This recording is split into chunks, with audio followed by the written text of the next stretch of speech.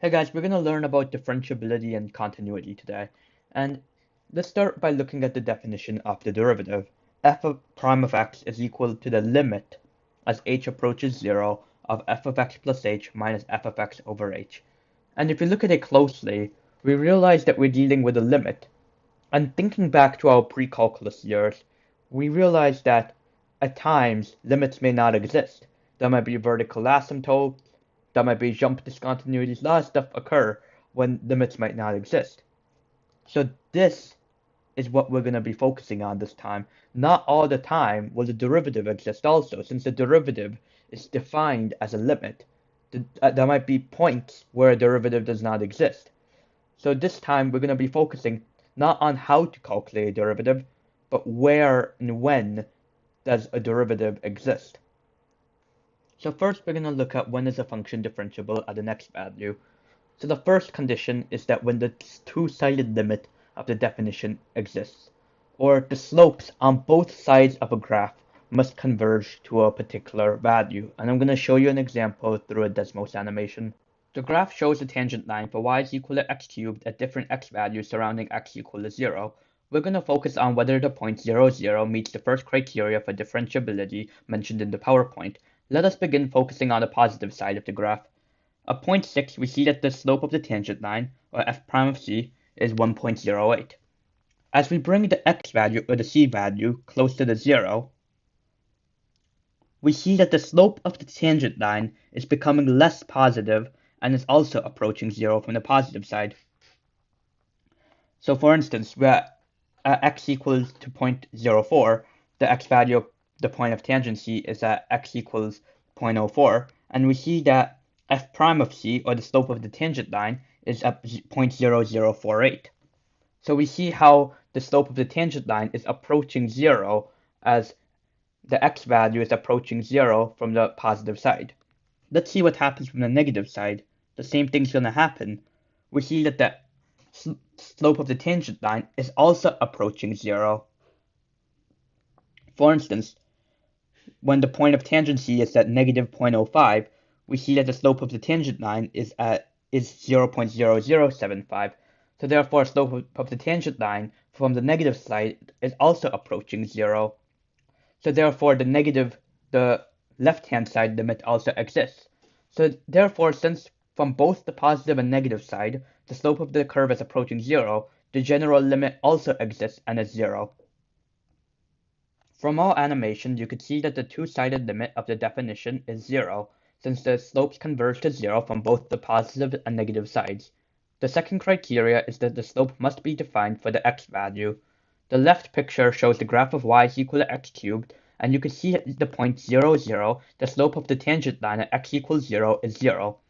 You can also plug it into the definition of the derivative, f of x equals x cubed, and x equals 0, and you'd end up with f prime of 0 is equal to 0. Therefore, the second criteria is met. The third criteria is true only when the two-sided limit is equal to the slope of the x value. Since the two-sided limit and the slope at x equals 0 is both 0, the third criteria is true. Therefore, the graph y is equal to x cubed is differentiable at x equals 0. However, in the right picture, you can see that the function is not differentiable at x equals 0. For instance, if I approach x equals 0 from the positive right-hand side, you could see that the slope of the tangent line is approaching some positive value.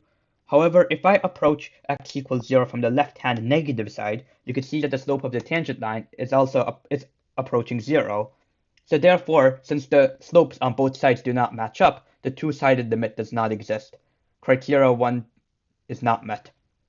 For criteria 2, the slope is defined for the x value. Criteria 2 is not met either because there's a discontinuity at x equals 0. Therefore, criteria 3 is not met because criteria 1 and 2 are not met. Therefore, overall, the function is not differentiable at x equals 0. There are some important theorems about differentiability and continuity. If a function is differentiable at a point, then it is also continuous at that point. This is true since in order to draw a tangent line, the point needs to be connected with the rest of the curve. Otherwise, you cannot draw a tangent line or have a tangent slope, causing the second theorem to not be satisfied.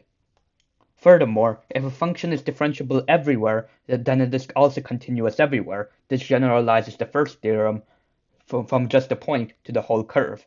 However, the converse is not always true. Continuity does not imply differentiability, and we're going to see in the upcoming examples that this is not true. Our first example is the absolute value of x.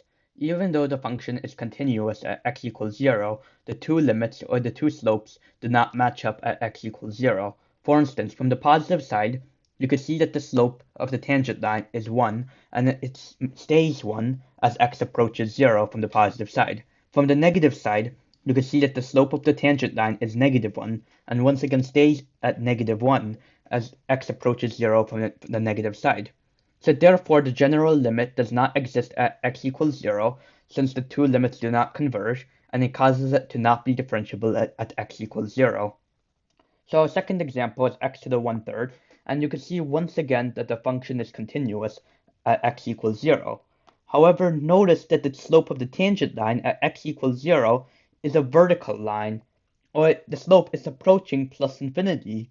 So therefore, the derivative is not defined at the point 0, 0, since the slope of the tangent line is not defined. It is a vertical line. So therefore, at x equals 0, x to the 1/3 is not differentiable. Here's our third example. This is f of x is equal to x to the 2/3, and I'm going to show you a Desmos animation for this graph. The graph of f of x equals x to the 2/3 is shown with the tangent lines. Even though the function is continuous, similar to the previous two examples, the positive and negative side limits do not match. As x approaches 0 from the positive side, the slope of the tangent line approaches positive infinity. For instance, if I plug in a very, very small x value, then you can see that the slope spikes up to 143. So therefore, this shows that the slope of the tangent line is approaching positive infinity, or a vertical line. Similarly, if we focus from the negative side and see what happens when we approach x equals 0, we get the same result, except it's opposite. It approaches negative infinity. So you can see that if I plug in a very small negative number, like that small, then you can see that the slope is negative 309. It spikes up. So therefore, the slope of the tangent line is approaching negative infinity. This shows that the two limits do not converge to a value, and the general limit does not exist.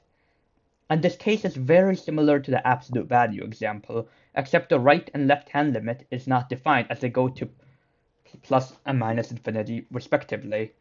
And the shape that is created when this happens is known as a cusp. There's a second definition to the slope of the tangent line.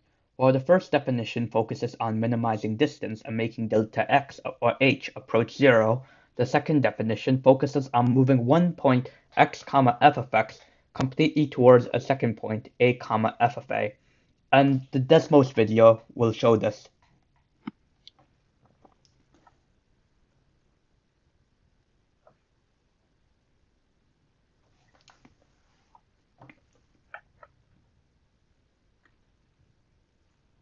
So you can see how f of x is approaching a, f of a.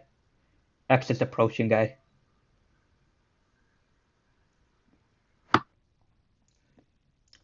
One major difference between this definition and the original one is that the new definition outputs just a number. It does not output a function.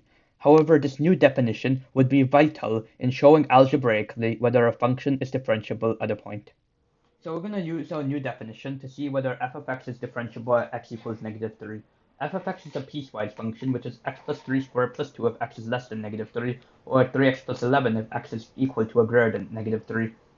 So first, we need to check to see whether f of x is continuous at x equals negative 3, because if it's not continuous, then it can't be differentiable. So we know in order to check for continuity, we need to check to see whether f of negative 3 is defined, and whether the limit as x approaches negative 3 exists, and whether both of them are the same value. So first, let's check f of negative 3. Since we know that if x is equal to or greater than negative 3, then it is 3x plus 11. So therefore, we have to use our linear function, 3x plus 11. So we have 3 times negative 3 plus 11, which is 2. Second thing is we need to check to see whether our limit exists at negative 3. So from the positive side, we have limit as x approaches negative 3 from the positive side of f of x. We need to use once again our linear function. So we have 3 times negative 3 plus 11, which is 2. From our negative side, we also gotta check the limit. So therefore, we can use our quadratic. So we have the limit as x approaches -3 from the negative side of x plus 3 squared plus 2. So we have -3 plus 3 squared plus 2, which is also 2. So therefore, since the positive side and the negative side limit both equal 2, therefore the general limit exists and is equal to 2. So limits match up, the general limit exists, and the general limit also equals f of -3, which is also 2.